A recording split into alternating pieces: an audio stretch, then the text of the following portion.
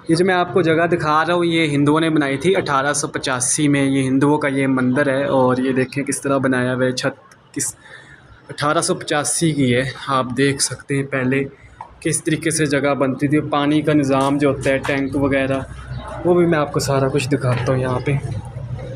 अब ये है पानी का इनका जो निज़ाम है, यहाँ से इनका पानी वगैरह आता था। और ये दरवाज़ा है, ठीक है। और ये इन्होंने कुछ लिख के लगाया हुआ है, या आप पढ़ लें। अब ये देखें, ये लिखा हुआ है 1885।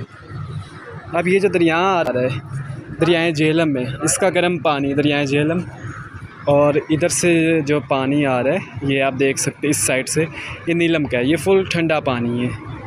और ये जो वाइट जगह आ रही है, दोनों दरिया आपस में मिलते हैं, इसलिए इसे दुमेल कहते हैं, क्योंकि दोनों पुल यहाँ पे दरिया मिल रहे हैं। ये ऊपर पुल है, दुमेल पुल। ये देखें, ये इनका मंदिर का पूरा यहाँ का व्यू है, ठीक है। ऊपर से ये पुल भी गुजर रहा है।